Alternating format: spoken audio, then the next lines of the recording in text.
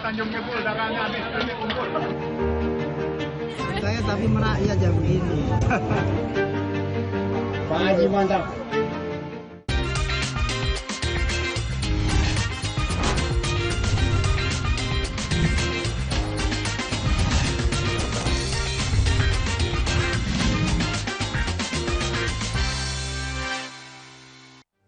Yusuf Hamka, Babah Alun, terima kasih sudah datang di program Orang Penting. Karena Babah Alun adalah orang penting dan Babah Alun penting bicara di sini karena Babah Alun adalah orang penting untuk kita semua. Yusuf Hamka, Babah Alun. Bapak itu sosok buat kita nih ya, viral lah. Viralnya nggak sekedar di kalangan usia-usia dewasa, tapi justru Babah Alun itu viral di kalangan anak-anak muda, Gen Z. Di TikTok itu Babah selalu viral deh. Jadi kalau anak saya gitu, teman-teman yang anak-anak Gen Z tuh, Babah Alun ya gitu. Jadi memang sedemikian Babah Alun dikenal oleh masyarakat dan sedemikian viral. Ini ada salah satu video yang membuat kita semua seneng ngelihatnya. Kita lihat dulu ya Pak ya. Berapa duit harganya? Itu saudara kembar. Ada rasa apa? Ya, ketan hitam coklat. Ketan hitam coklat. Oh. Saya di Indonesia salah. Aku ini rakyat biasa, podo karo panjenengan.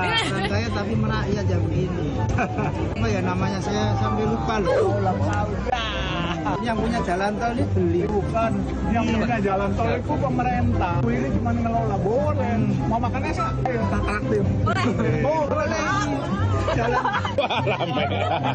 Mas, jenengan siapa namanya? Sabar Santoso. Jangan lupa kalau dari waktu Car Free Day harus ke jalan apa nih? Teluk Betung ya? Itu salah satu video. Jadi kita seneng lihat videonya Babah Alun. Yusuf Hamka, seorang Yusuf Hamka. Kenapa sih sedemikian humble, merakyat, seneng banget sih kumpul-kumpul sama rakyat. Tadi kan yang jual es bilang sosok yang merakyat gitu. Dan dia pun tahu bahwa jual es aja tahu Babah Alun katanya yang punya jalan tol. Kenapa sih Bah sedemikian sehumble itu? Bukan sehumble itu memang karakter. Humble itu nggak bisa dibuat-buat, ya Mbak ya. Karena buat saya, dari kecil saya suka ditraktir orang.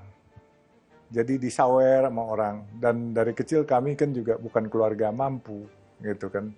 Bahkan kami sering berjalan, berdagang di Istiqlal. Waktu itu es mambo sama kacang goreng. Jualan. Kami kayak asongan, ini pakai papan di sini pakai karet. Karet itu loh yang biasa kalau teman-teman kita, saudara kita penarik beca, itu dia buat celana dalamnya pun pakai karet yang warna hitam itu waktu itu. Mungkin sekarang udah nggak ada. Itu jadi kita pakai karet di sini, kita ngasong. Dan waktu ngasong itu saya ketemu saudara-saudara kita di Istiqlal Muslim. Mungkin karena saya sipit, saya Tionghoa, saya lebih banyak, mereka mungkin ngelihat lucu dan kesian. Akhirnya saya suka dikasih tip. Dulu kalau dagang misalnya 10 perak. 10 perak itu adalah 4 ringgit. 1 ringgit itu 2,5 perak. Jadi akhirnya dia beli barangnya 7,5 perak. Saya kembaliin seringgit. Udah dah buat kamu aja gitu. Nah itu belajar dari situ bahwa hidup saya itu dulu sering disawer orang. Sehingga dikala saya ada sedikit, saya juga nyawer orang. Toh nyawer kan nggak perlu sok-sok gede-gedean. Orang kita ajak makan es potong aja buktinya senang. Iya kan? Kadangkala saya makan nasi uduk gitu. Tahu-tahu kita ngantri 20 orang. Saya ikut ngantri, nggak apa-apa. Tapi teman-teman di situ bilang, Pak Yusuf duluan katanya. Kita orang masih muda-muda, udah Pak Yusuf duduk katanya. Saya dikasih privilege. Saya pun juga bilang sama mereka setelah kelar makan, mohon maaf ya, kalian kan udah makan 20 orang. Saya traktir boleh nggak? Saya selalu minta maaf dulu sama mereka, boleh nggak? Takutnya ada orang marah, di traktir kan juga belum tentu orang senang. Gitu iya, ya. takut tersinggung. Saya selalu minta maaf kepada orang. Nah, kalau misalnya ada, nggak usah Pak, nggak usah dibayarin. Oke, kasih aja sama pelayan-pelayannya, saya bilang gitu. Walaupun pelayannya udah saya kasih, itu rezeki pelayannya tambahan. Gitu aja sebenarnya. Simple kok. Seneng nyawer, seneng bagi-bagi. Kalau ngelihat Bapak bagaimana cara Bapak bergaul dengan warga gitu ya, dengan masyarakat itu kok seneng ngeriung gitu loh. Kalau kita sebut tuh seneng berbaur gitu, seneng ngumpul, dan ya maunya sama mereka gitu, nggak berjarak. Itu kenapa bisa seperti itu sih? Memang bawaan dari kecil, bukan dibuat-buat. Saya kan ini hidup, boleh bilang, dulu saya lahir di Jakarta, tapi orang tua saya dari Samarinda. Kemudian waktu remaja saya balik lagi ke Samarinda, kita di Hulu Mahakam, di hutan kita. Jadi sehingga kehidupan kami itu memang dengan masyarakat beradaptasi satu sama lain, dan kita saling isi.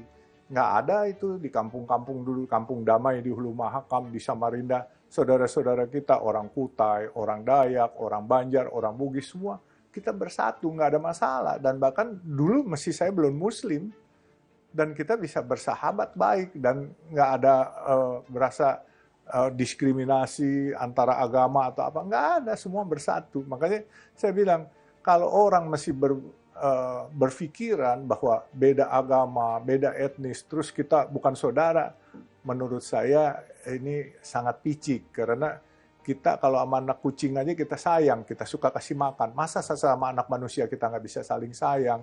Ya kan? Makanya saya selalu sama teman-teman itu ya kebiasaan dari muda, dari kecil. Makanya saya bilang, kalau pakaian saya sederhana, bukan karena saya nggak mampu beli. Saya mampu beli, tetapi memang saya lebih nyaman. Satu. Kedua, kalau saya sederhana, saya dengan teman-teman saya, kaum duafa termarginalkan misalnya juga, itu saya gampang beradaptasi. Dikala saya lagi turun ke daerah-daerah, misalnya saya lagi mau lihat proyek gitu, terus saya lihat ada satu kampung misalnya, itu kok kampungnya kelihatan kok miris banget gitu. Saya turun, mereka tidak akan reluctant. Coba kalau saya pakai jas, pakai dasi, gitu mereka ya, kan minder. Tapi kalau saya datang dengan gaya saya gini, yuk kesulitan kalian apa yuk kita ngomong, kita cari solusi. Mereka berasa dekat. Tapi kalau kita pakai jas, pakai safari atau pakai dasi, mereka pikir nih orang siapa gitu, ini terlalu tinggi buat mereka. Sehingga saya ya ibarat bagaimana ya, kalau ke bawah ya saya bisa, ke atas bisa. Yang penting kan rapi, bukan yang penting bemerek barangnya kan gitu. Iya, Bapak kan tadi apa Bapak bilang, mengkuat bahwa ke atas Bapak juga pasti di kalangan atas karena Bapak pengusaha sukses gitu ya. Sementara ke bawah juga Bapak sedemikian bisa dekat dengan mereka dan tidak berjarak. Nah itu kan memang nggak semua orang bisa, Pak. Tapi kenapa Bapak bisa dan kenapa Bapak mau melakukannya? Saya pikir mungkin udah jalan hidup saya. Allah menentukan begitu, dan saya ada hari ini berkat doa orang-orang kecil. Saya pikir, dan saya memang sampai sekarang pun nggak punya uang, dan sampai punya uang pun nggak ada perbedaan buat saya. Dan mereka adalah saudara saya yang patut saya perhatikan dan saya lindungin. Saya kalau dengan mereka, saya nggak tanya tuh bergaul, lu suku apa, lu agama apa. Nggak begitu-gituan. Semua adalah saudara sekemanusiaan kita. Jadi makanya saya bilang, kalaupun sampai hari ini mungkin jadi pembicaraan orang, saya pikir bukan direkayasa, bukan pencitraan, semua gerak Allah. Saya percaya itu privilege from the God. Kan saya bilang, saya juga hidup saya terkaget-kaget. Saya 93 akhir, pabrik saya ditutup. Saya pikir saya sudah selesai. Sudah selesai. Saya sempat pensiun 15 tahun, nggak ada kerjaan, jobless. Tahu-tahu Allah kasih kerjaan yang mengagetkan saya, itu di jalan tol. Akhirnya masuk di jalan tol yang sedang berantem orang. Terus saya ditanya bisa jadi dirut nih, nggak? Oh mau, asal nggak suruh saya nyolong, saya mau. Begitu saya lihat ini perusahaan bagus.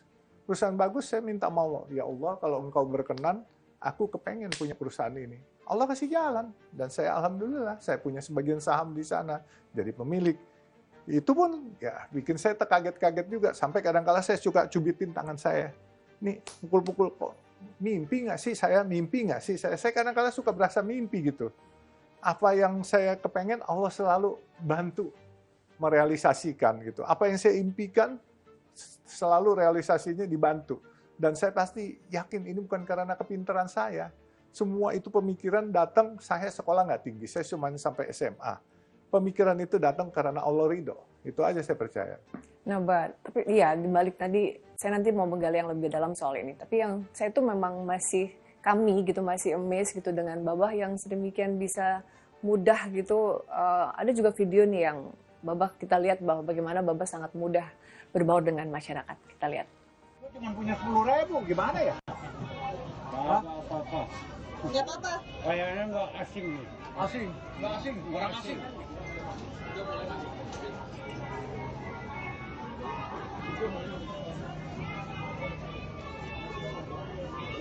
Pencet. Mantap. Pak Haji mantap. Saya hari ini beli Gesper 25.000 di Car Free Day. Itu Mbak, maksudnya kata Bapak tadi ya memang sudah terbiasa di lingkungan sejak kecil gitu ya, sudah terbiasa ngumpul dengan tidak melihat status sosial, suku, agama dan lain-lain. Tapi kan Bapak tuh sedemikian mudah sekali gitu ngumpul sama orang-orang kecil. Terus Bapak juga sedemikian santai gitu, terlihat banget Bapak menghargai mereka dan mereka pun sehingga merasa dihargai. Kan beda kan Pak, ketika ada orang kaya gitu ketemu orang kecil dan Bapak bisa membuat mereka menjadi santai dan merasa dihargai. Itu loh Bah, yang nggak semua orang bisa Bah. Ya, ini pasti karunia Tuhan memberikan karakter seperti itu pasti. Dan kedua juga ya, Mbak harus lihat, saya selalu memikirkan fungsi bukan gengsi. Saya beli barang itu, saya fungsinya, saya lihat gespernya bagus gitu ya. Saya manfaatkan aja, saya nggak ada berasa kenapa sih harus gengsi pakai barang. Yang penting kan fungsinya. Saya kalaupun pernah saya di jalan terlepas putus, saya punya gesper. Saya suruh cari tali rapi, saya ikat, saya nggak malu, santai-santai aja. Yang penting kan fungsinya, bukan gengsinya. Nah, kalau saya pun sama saudara-saudara kita, terus coba deh saya lihat. Kalau bukan kita, siapa lagi? Mereka UMKM. Mereka bisa hidup dan mereka adalah soko guru perekonomian kita. Di kala COVID, UMKM ini yang membuat daya tahan ekonomi kita luar biasa. Semua toko-toko besar tutup, tapi mereka berjalan apa semua. Nah, kalau saya mempromosikan tadi, ini kalau mau beli dari Pak Novel, kalau bukan kita siapa yang promosiin? Mereka tidak pernah tersentuh, tidak pernah terlihat. Mereka kaum termarginalkan yang mencari sesuap nasi di kala hari Minggu, seminggu sekali di Car Free Day. Berapa sih mereka untungnya? Let's say 25.000, mereka untung 10.000. Kalau mereka bisa jual 10 gesper aja udah alhamdulillah mereka untuk hidup 1 minggu. Coba, kesian nggak coba mereka? Tadi Bapak bilang, saya tertarik Bapak bilang, ini tuh tidak pencitraan, ini bukan karena bikin konten, ini bukan karena disuting video lalu Bapak pencitraan. Bapak bilang memang ya beginilah Bapak kan. Betul. Dan memang selalu barang-barang Bapak itu nggak ada yang mahal-mahal, nggak ada yang bermerek, padahal Bapak mampu beli. Iya. Oh ya? Saya nggak suka pakai bermerek. Satu misalnya, orang-orang pakai jam tangan, miliaran, puluhan miliar, ya kan? Saya pakai Seiko aja, saya nggak perlu banyak-banyak. Gini, saya bukan nggak mampu beli, saya bisa beli. Bisa, Bang. Ya kan? Mau yang ratusan miliar, mau yang triliunan, saya sanggup. Maaf, bukan saya sombong. Tapi manfaatnya ada nggak? Tapi kalau ratusan miliar, 1 triliunan, saya buat buka lapangan kerja, jauh lebih bermanfaatnya. Jadi saya lihat di sini azas manfaat, azas keinginan. Kalau keinginan, semua orang keinginan. Dari punya rumah 1.000 meter, kepengen 5.000 meter, kepengen 5 hektar. Semua keinginan. Tapi harus kembali lagi, azas manfaat. Manfaatnya kalau nggak ada, buat apa? Iya kan? Terus orang kan selalu bilang, pakai mobil yang bagus-bagus. Saya senang pakai mobil bagus. Tapi saya pun tetap ngitung. Bagus, nyaman. Saya disuruh pakai supercar sama teman-teman. Saya pernah beli 2 supercar tuh saya jual kembali karena badan saya tinggi, umur sudah tua, dan duduknya itu harus masuknya pendek sekali. Terus kalau dibawa maunya ngebut terus keras. Terus udahan pulang badan saya pada pegel semua. Akhirnya saya bilang, ini nggak nyaman. Saya mau pakai mobil bagus yang aman, tapi yang penting yang nyaman gitu. Nah sekarang kan eranya mobil listrik. Saya nggak ada keberatan naik mobil listrik yang kecil-kecil. Saya kadang-kadang malam keluar cari makan itu mau ke daerah Pasar Baru, Pecenongan. Saya naik mobil kecil aja, mobil listrik. Dan enak-enak aja tuh, enjoy. Dan saya nyupir sendiri. Saya suka makan sendiri, nggak ada teman pun nggak apa-apa. Saya nggak punya pengawal, saya nggak punya ajudan. Saya cuma percaya, saya ngapain dikawal. Saya punya 4-reader, PJR punya mobil, ada 200 di unit perusahaan saya. Saya tidak pernah pakai satu pun. Karena saya berasa begini, Allah sudah kasih saya lebih dulu daripada saudara-saudara yang lain. Ngapain sih jalan aja mau minta duluan gitu kan? Santai aja bos. Iya Berarti kan? Bapak menikmati macet juga ya? Menikmatin aja, walaupun menjemukan. Oleh sebab itu karena saya menikmati macet, saya cari solusi buat macet. Yaitu sekarang ini di Harbor Road 2 dari Priuk sampai Pluit, saya bikin jalan tol non-stop. Nanti erection mungkin akhir bulan Agustus oleh Pak Menteri, gelagar pertama itu kita mulai erection dengan kontraktornya Wika. Nanti besok-besok baru saya mau masuk Islam. Buya bilang jangan hari ini, kalau udah niat, kamu yakin hari ini.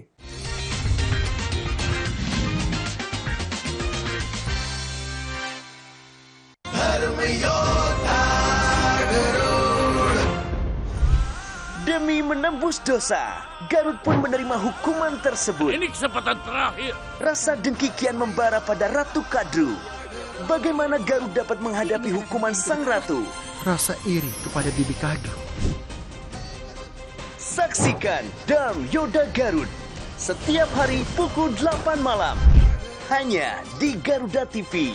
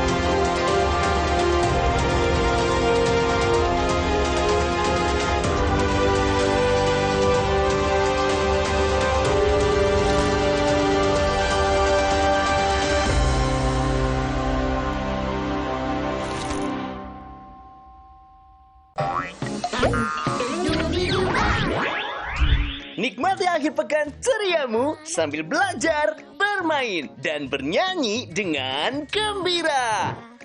Tunjukkan bakatmu bersama Andra Jedi, Sandrika, Lovely, dan Abshina di panggung Gembira Anak Indonesia. Setiap hari Sabtu dan Minggu pukul 9 pagi. Hanya di Garuda TV.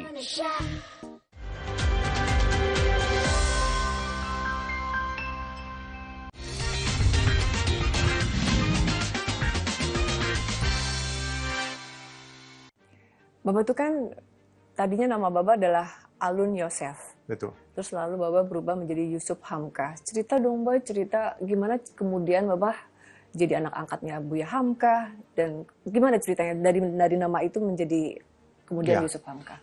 Kepindahan saya ke Jakarta, saya pun berinteraksi sama teman-teman dari suku Jawa, suku Sunda, apa semua. Itu jadi satu, kita ngobrol. Nah, kita main. Nah, satu hari saya mau ajak dia lari pagi di Monas. Saya jemput ke rumahnya. Ibunya bilang, sholat dulu. Terus, oh ya udah nunggu sholat. Terus saya sambil jalan ke Monas itu dari daerah Rekrut Muda, saya nanya, ngapain sih sholat gitu? Dia bilang, terima kasih sama Tuhan, katanya. Jadi hari ini kita mudah-mudahan dijaga sama Tuhan supaya nggak berbuat zolim, apa segala macam. Oh iya, akhirnya kepikiran tuh. Sampai satu hari saya lihat ada saudara kita dari Samarinda masuk Islam di Al-Azhar, di satu majalah. Waktu itu saya bilang sama teman saya, waktu itu saya sudah aktif di organisasi pembauran bangsa, yaitu Bakom PKB. Waktu itu ada Bapak Dr. Andes Sudrajat Broto Kuncoro. Saya bilang, Pak Derajat, saya bilang, kok ada orang masuk Islam ya? Emang boleh masuk Islam ya? Katanya. Oh boleh katanya. Tuh saya lihat, saya baca nih di Al-Azhar. Antarin saya mama, ayo. Akhirnya saya dibawa ke sana. Ketemu Ustadz Jaini, sekretaris Masjid Agung Al-Azhar. Terus ditanya mau apa? Saya bilang, saya rencana mau masuk Islam. Langsung dibawa ke sebelahnya, sebelah Masjid Agung itu Jalan Raden Patah 3 nomor 1. Rupanya rumah Buya Hamka. Waktu dibilang rumahnya Buya Hamka, saya bilang kagak salah, ini kan orang besar pada zamannya itu. Saya dibawa di sana, kemudian diperkenalkan, Buya tanya mau apa? Saya bilang saya mau masuk Islam. Oh iya boleh katanya. Saya bilang tapi saya mau belajar dulu. Nanti besok-besok baru saya mau masuk Islam. Buya bilang jangan, hari ini kalau udah niat, kamu yakin hari ini. Saya bilang jangan maksa gitu dong Pak, besok aja dulu. Saya bilang saya belajar dulu. Jangan, nak katanya. Beliau menjelaskan dengan welas asih bijaksana. Kalau nanti kamu pulang, kamu kenapa-napa meninggal sebagai non-muslim, padahal kamu sudah tekad dan saya tidak mengislamkan kamu, dosanya di Buya katanya. Oh begitu ya. Tapi saya bilang Buya, saya nggak bisa bacanya, apalagi huruf gundul, huruf Arab gitu, saya nggak ngerti. Udah ikutin Buya aja katanya. Saya bilang bener nih, saya bilang nggak apa-apa. Iya katanya. Akhirnya saya diajakin salaman, beliau mengucapkan Bismillahirrahmanirrahim. Katanya. Ikutin saya katanya. Asyhadu alla ilaha illallah wa asyhadu anna Muhammad Rasulullah. Dah kamu jadi muslim dan dosa-dosa kamu yang lalu semua terampuni, kamu bagaikan bayi yang bersih katanya. Alhamdulillah ya saya bilang. Nah, saya berasa dulu juga banyak dosa-dosa ya. Sekarang udahlah katanya dosanya udah bersih, jangan buat dosa lagi. Saya cuma minta waktu itu, ya Allah, kalau Engkau ridho, bimbinglah aku bagaimana caranya aku menjadi muslim yang baik. Dan Buya bilang, kau bukan hanya menjadi muslim yang baik harusnya, tapi kau harus menyebarkan syiar Islam, mengharumkan nama Islam yang baik, katanya. Dan ajak komunitasmu kembali ke agama leluhur mereka, karena komunitasmu dulu, Tionghoa, di Cinanya itu sebenarnya beragama Islam, ada yang Buddha, ada yang Kristen, tetapi zaman komunisme itu, waktu itu diberangus semua. Oh ya Buya, insya Allah dengan ridho Allah dan doa dari Buya, insya Allah saya akan coba. Ternyata sebulan, 2 bulan setelah masuk Islam, Buya memanggil saya. Hari Senin itu, waktu itu saya di BP7 sedang belajar Pancasila itu. Panggil, waktu itu melalui Starco, orang kantor saya pakai pager, dicari Buya Hamka katanya. Waktu itu saya ingat masih nomor telepon mobil masih warna oranye dari PT Inti. Saya telepon ke orang saya di kantor. Ya Buya Hamka minta jam 5:30 sudah di rumah katanya. Dari BP7 waktu itu kan belum macet. Itu was tahun 81. Saya berangkat ke sana setengah jam saya sampai. 5:30 sampai, dia bilang, Kamis kamu datang. Saya adakan syukuran buat kamu. Syukuran apa Buya? Udah datang aja katanya. Kita makan-makan. Datanglah Kamisnya saya. Nggak taunya rupanya, dibikinin pesta, ada 300-400 orang semua. Tahu-tahu saya mendapat kehormatan luar biasa. Saya diangkat anak oleh beliau dan sebagai anak ideologisnya disematkan nama Hamka di belakang saya. Dan nama saya yang Alun Yosef jadi Muhammad Yusuf Hamka. Tadinya udah jadi Muhammad Yusuf aja, di nama Islam saya. Ditambahin Hamka oleh beliau. Baba tuh udah nggak usah diragukan betapa Baba sangat sosial dan begitu jadi sahabat orang-orang kecil, Bah. Yang juga saya terkesan, Baba tuh punya banyak warung nasi kuning seharga 3.000. Kita lihat sebentar ya, Bah.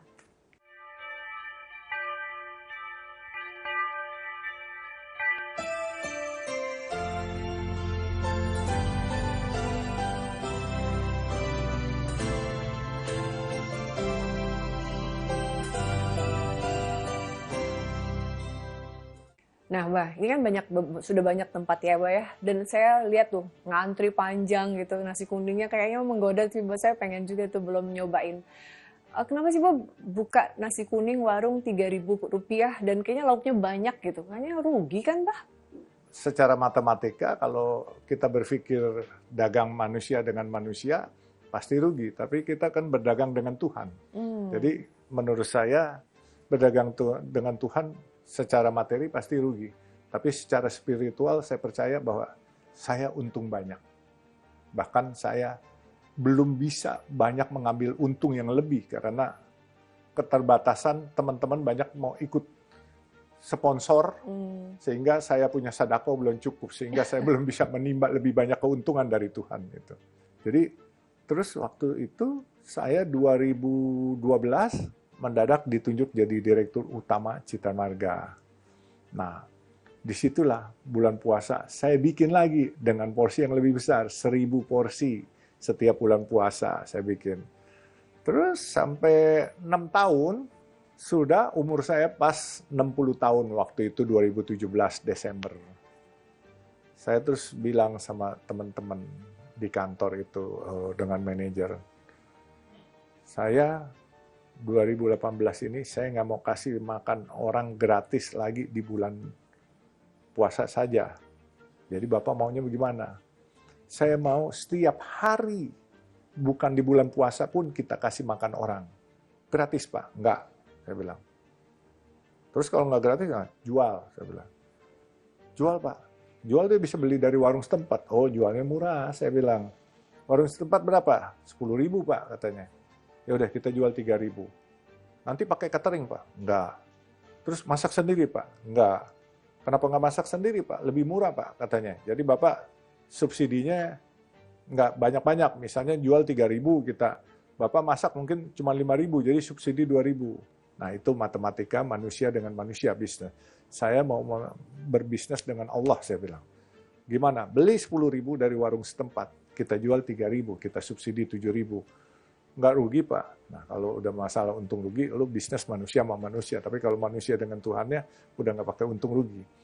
Terus mereka bilang, kenapa nggak 5.000 Pak? Saya bilang nggak tahu. Allah sudah menyentil mulut saya 3.000, ya udah jalanin aja saya bilang. Nah ternyata beli dari warung setempat, itu warung setempat ada 5. Kita setiap hari kita gilir. Kita beli 10.000. Saya minta mereka tolong dijagain, kalian ikut jaga yang punya warung. Karena saya mau makanannya terjamin higienis. Kedua, halal. Karena kalau nggak higienis, kalau ada orang sakit perut, kalian tanggung jawab. Terus kalau nggak halal, kalau ada yang komplain, kalian tanggung jawab. Saya mau semua makanan ini halal dan higienis. Akhirnya warung setempat oke, berpartisipasi semua mereka. Akhirnya mereka berlomba-lomba, dan bahkan yang lucu, warung-warung setempat itu, yang terbantu itu, Pak, saya nambahin pisang ya Pak, boleh nggak? Oh ya silakan. Jadi bukan itu aja, karyawan-karyawan saya yang mensedakokan tenaganya, dia bilang, Pak hari ini saya mau bawa molen Pak, saya mau bawa kue bugis Pak, apa semuanya. Silakan, ada mau bawa kerupuk. Jadi akhirnya jadi ajang kebaikan buat diantara kita, oleh kita juga gitu. Ini sekejap ludes dong Pak ya, habis ya? Habis. Siapa aja boleh kan? Siapa Siapapun aja boleh kan? makan. Nggak harus kaum miskin atau yang kurang mampu, tidak, Nggak siapa aja. Orang kaya pun banyak.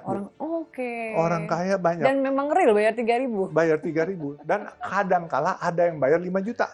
Oke, itu Ada. polanya ya Pak ya. Nah, dia mau Jadi bayar- berkahnya di situ ya. Iya, dia mau bayar 5 juta. Saya suka bilang, bahkan ada satu saudara kita waktu kita baru buka, dia nyumbang 5 juta. Saya pas dikasih amplop, saya kaget, saya buka. Seorang ibu, saya bilang, itu kayaknya beliau Nasrani. Ibu, saya bilang, ini maaf nih Bu. Saya bilang, dia langsung ketakutan gitu. Kenapa? Karena saya Nasrani ya, saya nggak boleh ikut bantu ya. Oh salah. Bukan begitu, maaf Ibu. Saya bilang, ini Ibu duitnya banyak amat. Saya bilang, enggak, saya mau berbuat baik. Saya lihat ini nyampe langsung ke umat. Saya bilang, Ibu jangan salah paham, ini siapa aja boleh. Ya kan, nggak punya agama juga boleh. Sampai dia waktu bertanya, karena saya Nasrani ya, saya terenyuh. Jangan Bu, saya nggak begitu semuanya. Semua boleh. Dan Ibu ini kebanyakan. Enggak, katanya. Saya lihat ini konkret sampai ke umat. Katanya. Dan sekarang, warung nasi kuning saya itu sudah ada di 20 tempat. Di Cianjur, di Bekasi, ada di Jakarta, di Sentul Bogor juga ada. Jadi bahkan yang akan buka ini nanti hari Kamis ini di Bandung itu. Jadi ini satu lagi yang hebatnya. Kalau kami Muslim, kami beri makan Muslim, itu menurut saya biasa. Tapi kalau kami Muslim berikan yang non-Muslim makan, itu luar biasa. Nah sekarang ini, believe it or not, warung nasi kuning kami yang di daerah-daerah yang itu ada kurang lebih 20. Cuman 5 yang saya biayain. Yang 15 teman-teman non-Muslim itu yang melayani dan pakai dana mereka. Mereka semua bersuka cita. Masuk ke gelanggang bertarung. Saya ini anak kampung. Saya ini anak Mahakam dulunya besar. Jadi kalau sudah bertarung, kita pulang harus menang.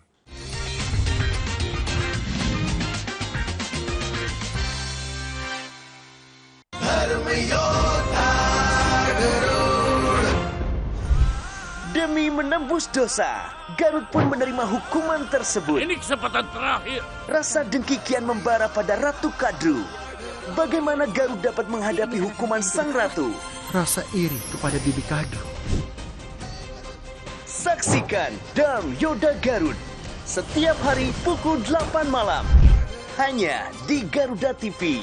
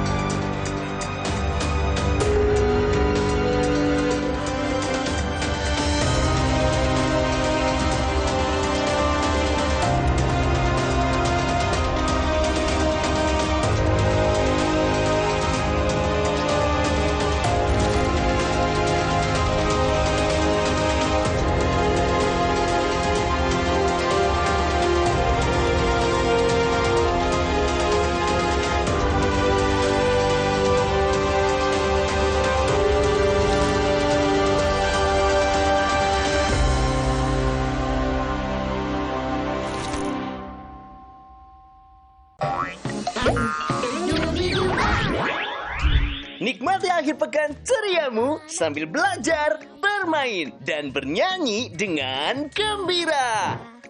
Tunjukkan bakatmu bersama Andra Jadi, Sandrika, Lovely, dan Abshina di panggung Gembira Anak Indonesia. Setiap hari Sabtu dan Minggu pukul 9 pagi.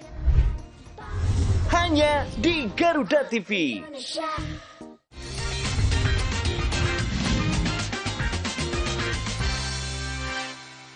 Babah Alun, Babah ini sudah jadinya babahnya kita semua lah ya, dengan Babah yang jadi tokoh viral lah buat kita semua. Ini yang satu kejutan nih dari seorang Babah Alun ya, Bah. Kita lihat videonya ya.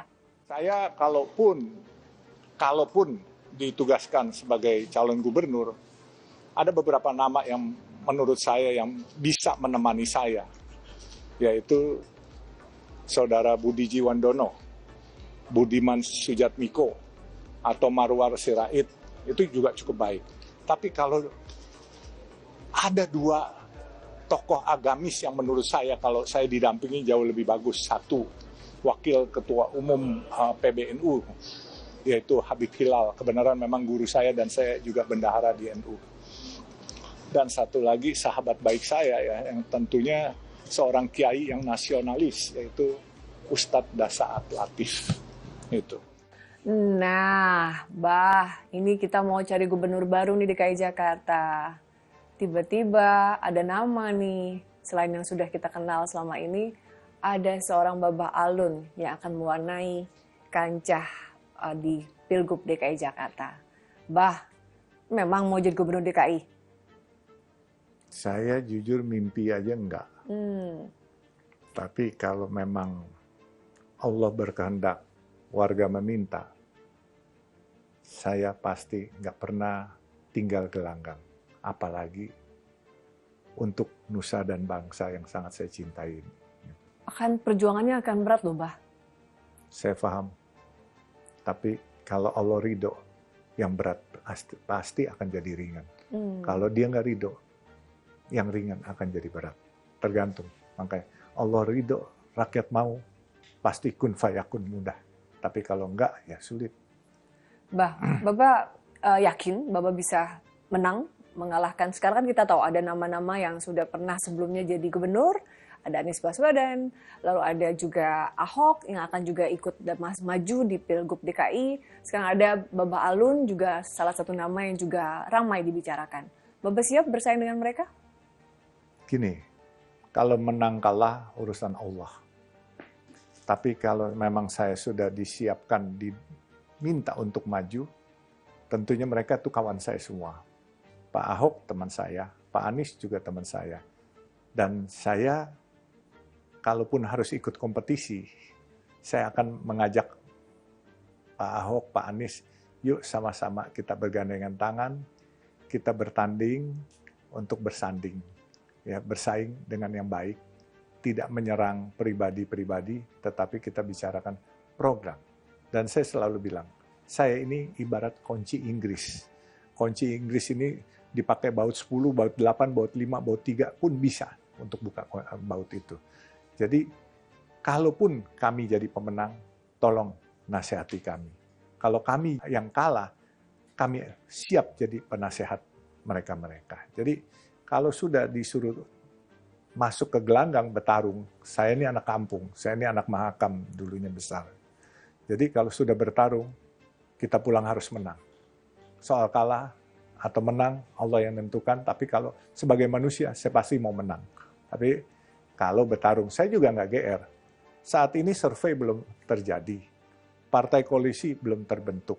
Jadi mudah-mudahan nanti putra-putri terbaik, Pak Ahok putra-putri terbaik, Pak Anies putra-putri terbaik, silakan. Kalau kami pun jadi rakyat biasa juga senang kok, nggak ada masalah. Tapi kalau partai memerintahkan dan rakyat meminta, Allah ridho, kun fayakun, insya Allah menang. Nah ini menarik, Mbah. Kita udah tahu bagaimana sosok Anies gitu ya, udah tahu juga bagaimana sosok Ahok karena dua-duanya sudah pernah memerintah DKI Jakarta. Nah, Mbah, ini kita bicara berandai-andai. Apa kelebihan Mbah sebagai Gubernur DKI Jakarta untuk layak dipilih oleh warga DKI Jakarta? Saya warga DKI Jakarta, Pak. Menurut saya biasa-biasa saja. Saya tidak punya kelebihan. Kelebihan itu tentunya masyarakat yang menilai. Kalau saya cuma melihat begini, saya bukan politikus, Pak Anies politikus, Pak Ahok politikus. Saya pengusaha. Ya tentunya pasti berbeda. Ya, treatment yang saya akan berikan kepada warga lebih banyak.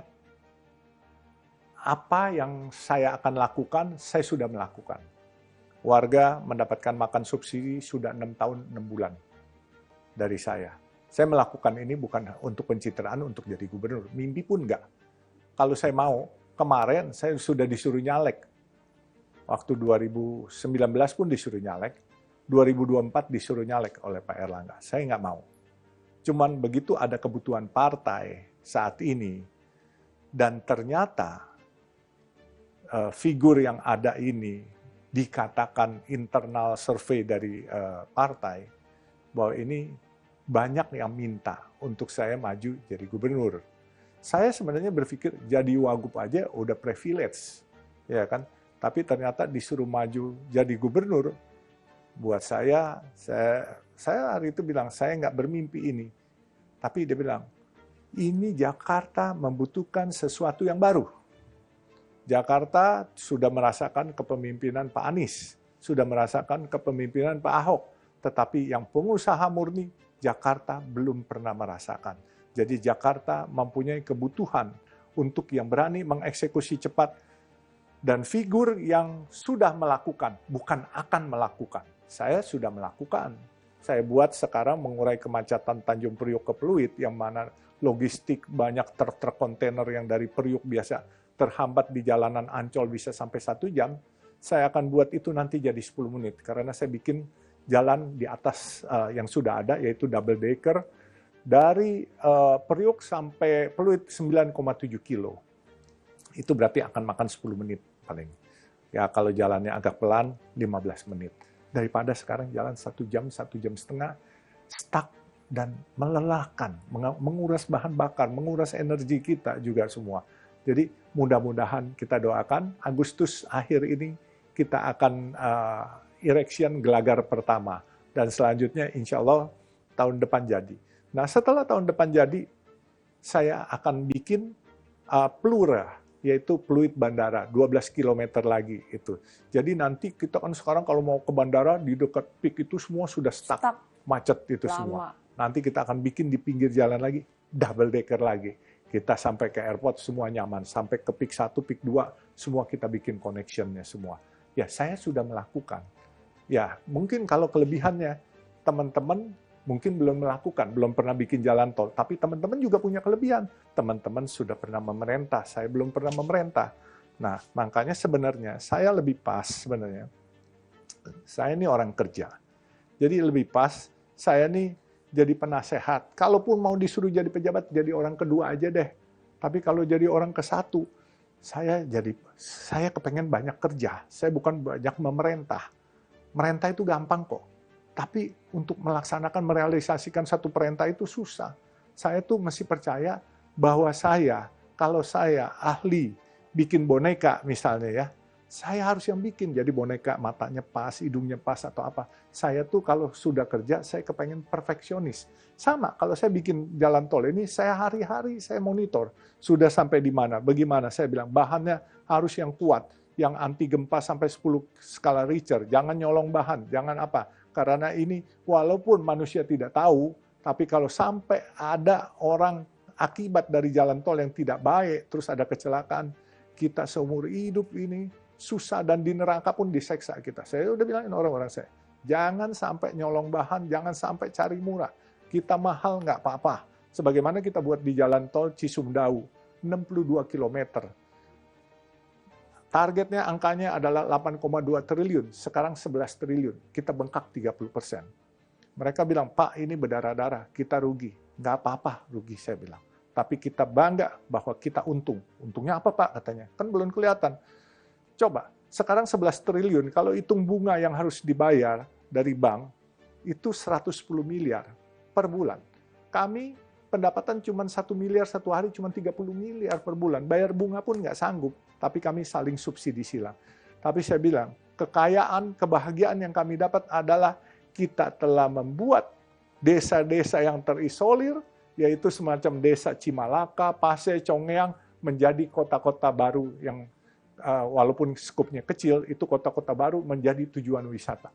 Itu kebahagiaan dan kekayaan buat saya. Dan soal untung rugi, itu nanti pelan-pelan aja. Kita lihat, dulu Bandara Cengkareng, orang bilang rugi, pertama kali sepi, tempat jin buang anak. Ya kan? Tapi sekarang tempat jin pada berebut mau beranak di situ. Ya kan? Nanti sama aja, Cisumdawu. Dulu orang liwat dari Cadas Pangeran mau ke Sumedang dari Bandung 4 jam. Sekarang dari Cileunyi ke Sumedang cukup 20 menit. Jadi kita sudah buat itu. Paling tidak, kalaupun dia tempat jin buang anak orang bilang, tapi paling tidak kita telah membangun satu kota-kota baru yang akan menjadi tujuan wisata dan mengangkat harkat dan martabat saudara-saudara kita yang di Kampung Sumedang. Sehingga saya diangkat warga Sumedang, warga kehormatan Sumedang oleh Pak Bupati waktu itu, Pak Bupati Doni Ahmad Munir gitu. Dan sekarang akhirnya masuk ke kancah politik itu memang bagian dari cita-cita Babah?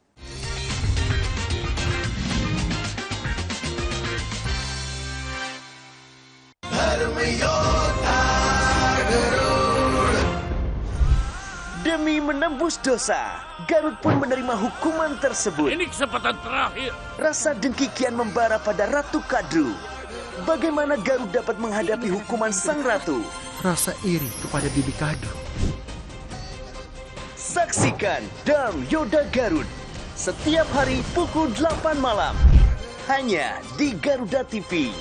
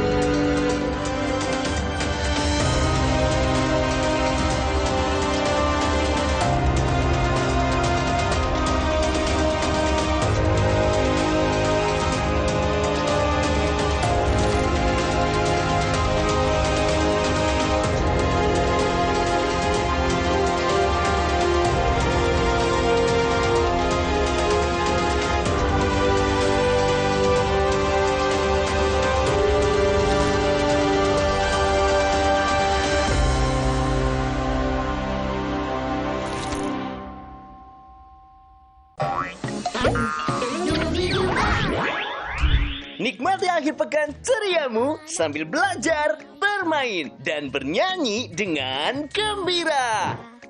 Tunjukkan bakatmu bersama Andra Jadi, Sandrika, Lovely, dan Afshina di Panggung Gembira Anak Indonesia. Setiap hari Sabtu dan Minggu pukul 9 pagi. Hanya di Garuda TV.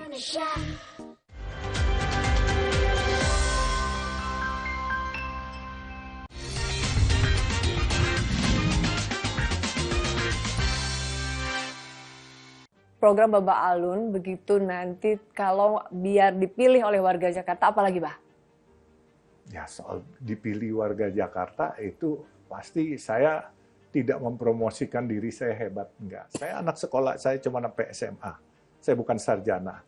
Tapi kita harus bisa melihat begini. Dulu orang berpikir serahkan pada ahlinya. Dulu DKI katanya dikasih ke ahli tata kota. Nggak jalan tuh MRT, LRT nggak jalan. Buktinya disuruh tukang kayu jadi gubernur DKI, MRT-nya jadi, LRT-nya jadi, semua. Ada WUS lagi sekarang, ya kan? Makanya saya bilang, nggak harus bahwa yang sekolah harus lebih pinter daripada yang nggak sekolah. Kadangkala yang nggak sekolah ini lebih kreatif, lebih rajin. Nah, saya mengibaratkan posisi saya, kalau kendaraan saya ini Metro Mini. Orang-orang mungkin ada bus yang Big Bird gitu ya, Bluebird gitu ya. Kita berpacu dari Taman Mini ke Bogor. Saya Metro Mini, mesin tua, mobil tua. Yang ini mobil bagus. Saya yakin saya bawa Metro Mini ini saya sampai duluan. Kenapa saya sampai duluan? Karena saya tidak lihat kiri kanan, saya pokoknya mau sampai ke Bogor. Kalau yang ini karena mobilnya bagus. Dia jalan pelan-pelan, dia takut kesenggol kiri kanan, takut baret. Nah, kalau saya udah sampai di Bogor, baru saya lihat. Mobil saya bempernya ada baret-baret nggak? Kalau ada baret-baret, berarti ada orang kesenggol. Tapi kalau nggak, kan saya sampai duluan. Gitu. Nah, itu ibaratnya saya cuma Metro Mini aja. Nah, Bah, seorang Babak Alun. Tadi Bapak bilang iya penugasan ya, jadi gubernur. Kenapa? Tapi kan akhirnya mau nggak mau jadi terjun ke politik kan, Bah. Nah, buat seorang Babak Alun gitu, sekarang akhirnya masuk ke kancah politik itu memang bagian dari cita-cita Babah? Saya nggak pernah punya cita-cita jadi politikus. Tetapi dulu, saya selalu disarankan sama guru-guru saya. Kamu jadi pengusaha saja, jangan jadi politikus. Saya tanya sama guru-guru saya, kenapa? Kalau pengusaha, besok kita makan apa? Kalau politikus, katanya besok kita makan siapa? Terus tapi saya sekarang saya tambah, saya modifikasi, zaman sudah berubah. Kalau Babak Alun berpolitik, besok kita kasih makan siapa? Itu yang paling penting. Saya udah 6,5 tahun, saya udah buktikan saya kasih makan semua banyak. Teman-teman THL, teman-teman ojol, tuh nasi kuning saya bukan baru kucu-kucu. Jadi Baba mau bilang kalau Baba masuk ke politik, berarti Baba bukan politikus yang makan siapa? Yes. Baba jamin itu? Pasti. Saya tidak akan mau begitu. Saya ingin memberi makan siapa. Kalau bisa di Jakarta, tidak ada lagi saudara-saudara kita yang tidak bisa makan. Karena saya sudah buktikan, saya telah melakukan, warung nasi kuning kita sangat membantu, tapi saya bukan warung nasi kuning gratis. Warung nasi kuning bersubsidi. Jadi saya akan coba nantinya seluruh kecamatan, kalau saya dipilih oleh warga Jakarta, seluruh kecamatan ada warung nasi kuning Babak Alun yang harganya 3.000 dengan nasi kuning pakai telur atau ayam atau ikan, pakai bihun, tempe orek, kerupuk sama teh panas. Yang mana kalau mereka biasa makan 10.000, dan saya pun juga harus beli dari warung setempat karena warungnya harus hidup, kaum duafanya juga harus bisa makan. Dan kita yang memberikannya juga yang bersedekah juga dapat pahalanya. Jadi pahalanya bisa semuanya dapat, berkahnya dapat, sehingga everybody happy. Nah, itu pun saya berpikir kalau untuk seluruh kecamatan, saya nggak menggunakan duit APBD. Saya akan ngecrek.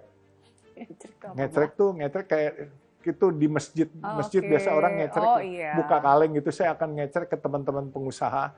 Saya bilang, saya ngecrek sama kamu, saya minta donasi dari kamu CSR-nya, ini kamu yang lakukan sendiri, jangan saya. Lakukan sendiri, setiap kecamatan ini pengusaha A, ini pengusaha B, lu tanggung jawab ya semua. Dan seperti sekarang, saya bukan pejabat, 20 nasi kuning, yang 5 saya, yang 15 adalah teman-teman yang berinisiasi pakai dana mereka, bukan dana saya. Ini kan luar biasa. Iya. Ya kan? Nah, masa sih setelah jadi pejabat kita nggak bisa menggugah?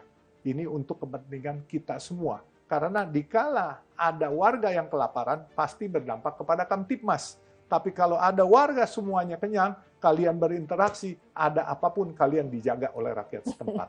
Itu aja kan simbiosis. Benar, ya.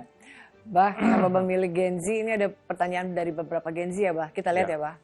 Apa saran Bapak untuk saya dan Gen Z pada saat mau memulai bisnis? Nah, Babah, sarannya buat Gen Z nih, biar jadi memulai bisnis, biar sukses Babah Alun.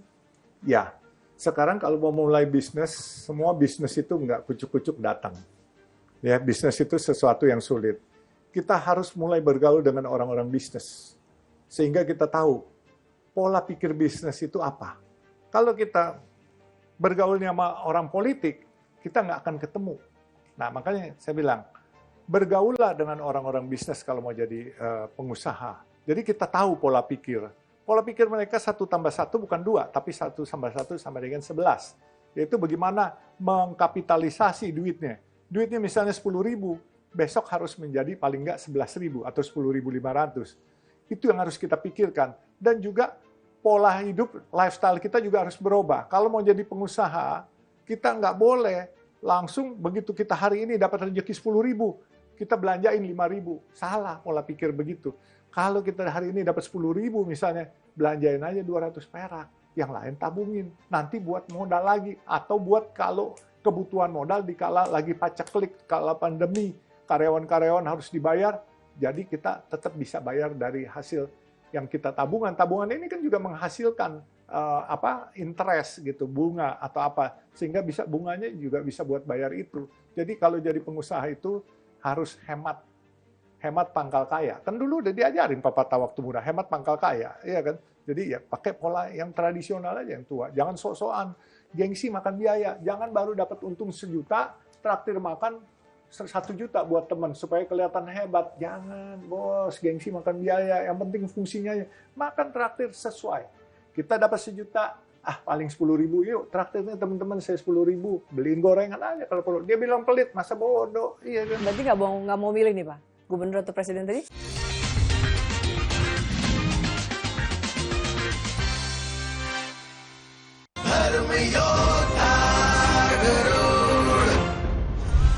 Demi menembus dosa, Garut pun menerima hukuman tersebut. Ini kesempatan terakhir.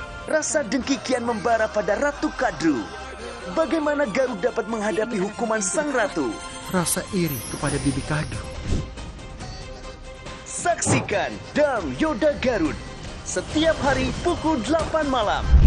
Hanya di Garuda TV.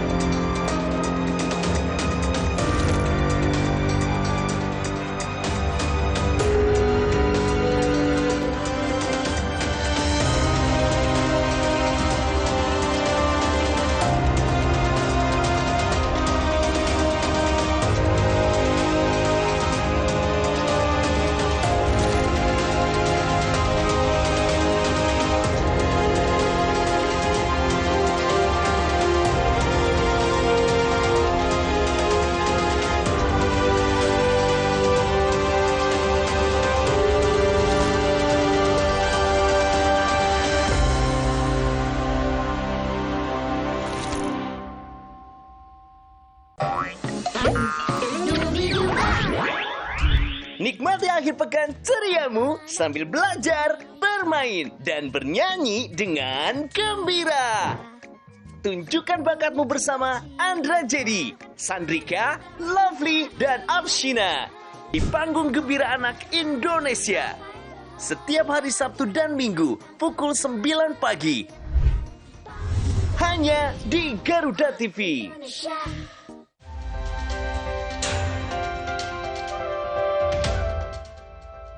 Beragam peristiwa mewarnai malam hari Anda dengan berbagai fakta penting sepanjang hari. Membahas berbagai fakta yang menjadi sorotan diulas secara mendalam. We are determined to bring down poverty, massive effort. Laporan 8 malam setiap hari pukul 11 malam hanya di Garuda TV.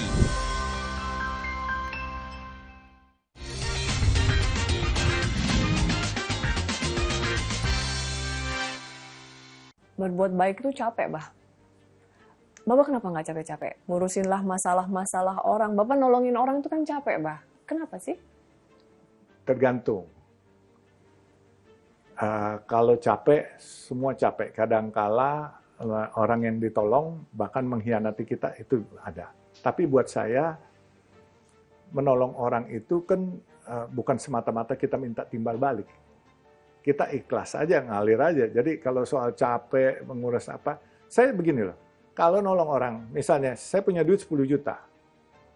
Orang itu minta nolong sama saya 5 juta. Saya bilang nggak bisa, ini banyak yang saya mau berikan. Saya bantu dia aja 500.000, ini buat kamu aja. Jadi nolong orang, jangan kepengen dilihat orang, oh bahwa ini orang baik. Bukan, sesuaikan kantong aja. Kalau nolong orang, sesuaikan kantong, sesuaikan kemampuan.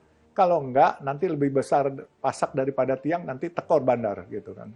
Jadi berbuat baik itu kan memang kita selalu diajarkan dari kecil. Apalagi saya selama kecil itu kan banyak disawer orang, ditolong orang ibaratnya. Ya lakukan aja, fastabikul khairat, berbuat baik karena Allah, itu aja. Aku punya beberapa pertanyaan trivia ya, Bah ya, yang Bapak harus pilih nih, ya Bah ya. Bah, ke depan Bapak itu gubernur atau presiden? Rakyat biasa. Rakyat. Berarti nggak mau milih nih Pak? Gubernur atau presiden tadi? Saya nggak milih, tapi kalau dipilih saya silakan. Oke. Jadi gubernur atau presiden? Rakyat biasa. Rakyat biasa, tetap ya Pak. Jakarta atau Sumedang Pak? Kalau bisa pilih Sumedang. Oh gitu Pak? Karena saya warga kehormatan Sumedang dan saya kepengen pensiun hari tua saya di Sumedang. Tapi kan Bapak lagi mau bertarung di Pilgub DKI. Ya. Nanti berbuat baik di Jakarta, pensiunnya di Sumedang kan boleh. Oke. Ya, kan? Gitu ya, Bah ya. Bah, Anies apa Ahok? Dua-duanya teman baik. Pilih ya, Bah? Dua-duanya saya pilih. Nggak bisa pilih? Enggak. Harus pilih, Bah. Kalau pilih, saya pilih istri saya aja. Wah, Bapak benar-benar nggak mau pilih di antara Anies dan Ahok ya? Dua-duanya saya pilih, karena dua-duanya orang baik menurut saya. Gitu. Berat ya, Bah? Ya, dua-duanya sangat baik dan sangat pinter dua-duanya dan sangat sportif dalam pertemanan. Jadi dua-duanya menurut saya mempunyai kelebihan masing-masing gitu. Bah, to be known or to be loved, dikenal atau disayang, Bah? Mendingan disayang. Kenapa, Bah? Kalau disayang, privilege from the God. Itu miracle, mukjizat dari Tuhan. To be known, kita ibaratnya berbuat aneh-aneh aja di depan bundaran HI, orang akan viral. Kita bawa kita bawa sesuatu benda yang nggak patut gitu, misalnya kayak bom bunuh diri gitu di sana, semua terkenal. Tapi disayang nggak, dibenci, dihujat nggak. Tapi kalau to be loved, itu bukan kita pencitraan. To be loved itu adalah privilege from the God. Bapak terakhir deh, Pak. Aku mau nanya, Bah, bahagia atau sehat, Bah? Sehat. Kenapa, Pak? Jauh lebih penting. Kalau bahagia nggak sehat, buat apa? Yusuf Hamka, Bapak Alun, terima kasih sudah hadir di program Orang Penting, karena Bapak Alun juga adalah orang penting. Amin. Terima kasih, Pak. Terima kasih. Sehat, panjang umur. Sehat, Pak.